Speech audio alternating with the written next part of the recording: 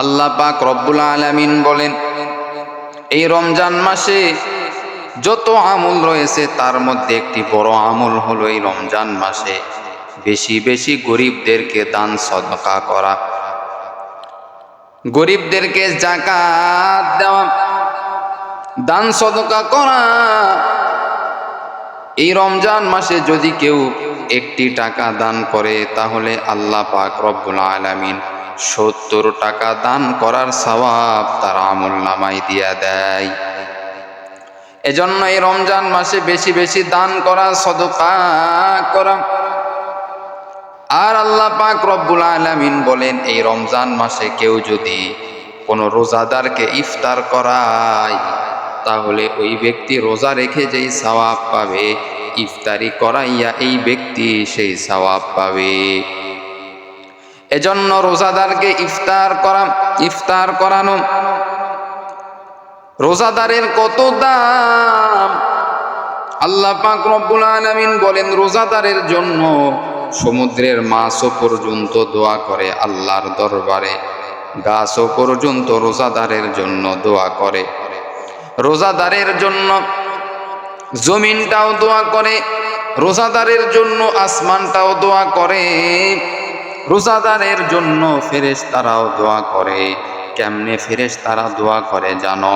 যখন রোজাদার ইফতারিকে সামনে নিয়ে যখন থাকে তখন ফেরেশতারা বলে, ও আল্লাহ, তোমার এই বান্দা বড় রোজাদার, তোমার এই বান্দা ইফতারিকে সামনে নিয়ে তারপরেও ইফতারি খায় না, শুধুমাত্র আজানের অপেক্ষায় থাকে কখন মুয়াজ্জিন আজান দিবে তখন সে ইফতারি খাবে। একমাত্র আপনার ভয়, একমাত্র আপনার ভয়। এতগুলি খাবার, আইটিএমের খাবার তার সামনে, তারপরেও সে খায় না, কারণ হলো সে আল্লাহকে ভয় করে, আল্লাহকে ভয় করে। এইবার ফেরেশতারা বলে, ও দয়ার মালিক, আপনার ওই বান্দার সমস্ত গুনাহ খাতা আপনি মাফ করে দেন রে আল্লাহ। আল্লাহ পাক রব্বুল আলামিন ফেরেশতাদেরকে বলে, ও ফেরেশতারা, আমি আল্লাহ তো বড় রহমান, আমি আল্লাহ তো বড় রহিম, আমি আল্লাহর মতো দয়াবান তো আর কেউ নাই, আমি আল্লাহ তো রহমান। অতএব ফেরেশতা, আমি আল্লাহ ওই বান্দার পূর্বের সব গুনাহ খাতা মাফ করে দিলাম। আল্লাহ আল্লাহ ক্যা মুবারক নাম হাই, আল্লাহ আল্লাহ আশুকি কা কাম হাই। এজন্য রোজাদারের দোয়া আল্লাহ কবুল করে। এবং রোজাদার যদি আল্লাহকে বলে, হে দয়ার মালিক, তুমি আমার অভাব অনাটন দূর করে দাও, আল্লাহ কবুল করে নিবেন। এবং এই রমজান মাসে গরিব দুঃখীদের পাশে দাঁড়ানো, তাদেরকে খাবার দেওয়া, তাদেরকে চিকিৎসা করা, বিভিন্ন কাজে তাদের সহযোগিতা করা। আল্লাহ তাআলা বলেন, যারা গরিবদেরকে এই রমজান মাসে সহযোগিতা করবে, এই রমজান মাসে যারা গরিবদেরকে মহব্বত করবে, ভালোবাসবে, আল্লাহ তাআলা কিয়ামতের দিন ওই বান্দাকে মহব্বত করে জান্নাত দান করবে। আল্লাহ তাআলা বলে, বান্দা, কবরের আযাব থেকে যদি বাঁচতে চাও, রমজান মাসে গরিবদেরকে সহযোগিতা করো, তাদেরকে ইফতারি করাও, তাদের খোঁজ খবর নাও। যারা গরিবদের খোঁজ খবর নিবে, আল্লাহ কিয়ামতের দিন তাদের গুনাহ মাফ করে দিবে। আর আল্লাহ তাআলা বলেন, এই রমজান মাসে আমি আল্লাহকে বেশি বেশি ভয় করে চলো, গুনাহ থেকে বাঁচো। বান্দা, তুমি গুনাহ করেছো, অনেক গুনাহ করেছো। এই গুনাহ মাফের মাস হলো রমজান মাস। এই মাসে তোমাকে আল্লাহর কাছ থেকে গুনাহ মাফ করে নিতে হবে।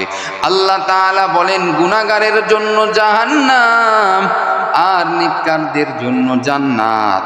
আল্লাহ তাআলা বলেন, বান্দা আল্লাযী খালাকাল মাউতা ওয়াল হায়াতা লিয়াবলুয়াকুম আইয়ুকুম আহসানু আমালা। আল্লাহ তাআলা বলেন, ওরে আমার বান্দা বান্দিরা, এই দুনিয়াটা হলো পরীক্ষার জায়গা। আল্লাহ তাআলা দেখেন কোন বান্দা পরীক্ষায় পাশ করে আর কোন বান্দা পরীক্ষায় ফেল করে।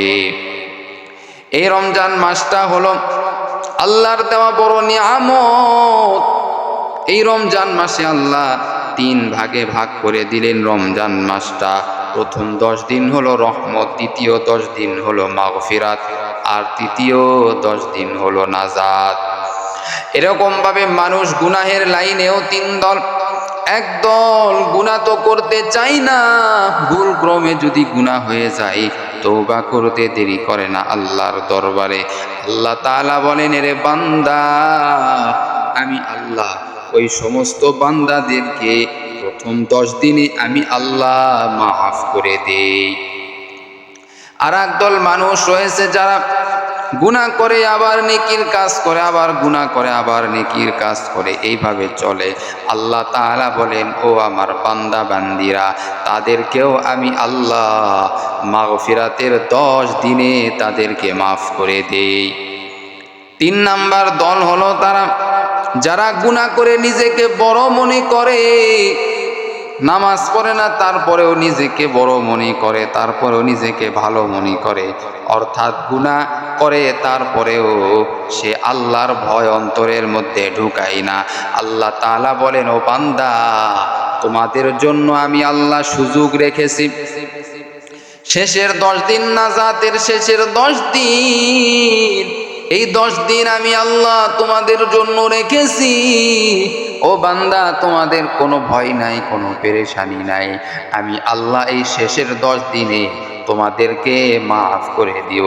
যদি তোমরা আমি আল্লাহর কাছে মাফ চাও, আমার কাছে যদি তওবা করো, তওবা করো, তওবা করো, আমি আল্লাহ এই শেষের 10 দিনে তোমাদের সব গুনাহ খাতা মাফ করে দিব।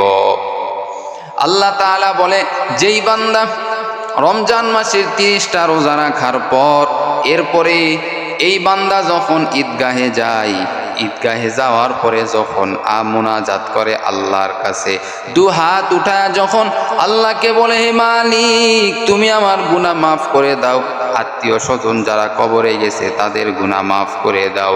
আল্লাহ তাআলা বলে, ও বান্দা, আজকে আমি আল্লাহ তোমার গুনাহ শুধু মাফ করে দিব এমন নয়, তোমাকে আমি আল্লাহ নিষ্পাপ বানায়া দিলাম।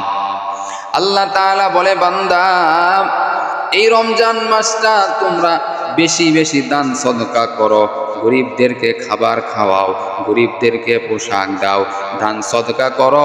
আল্লাহ তাআলা বলেন, এগুলি তোমার থেকে যাবে, এগুলি তোমার নাজাতের ওসিলা হয়ে যাবে। আর আল্লাহ তাআলা বলেন, যারা দান সদকা এই রমজান মাসে বেশি বেশি করবে, আল্লাহ তাআলা তাদেরকে এই দুনিয়ার বুকে জান্নাতের মেহমান বানায় দিবে এবং আল্লাহ তাআলা তাদের অভাব দূর করে দিবে। আল্লাহ পাক রব্বুল আলামিন তাদের পেরেশানি দূর করে দিবে। আল্লাহ তাআলা তাদের অন্তরের মধ্যে সর্বদা শান্তি দান করবে।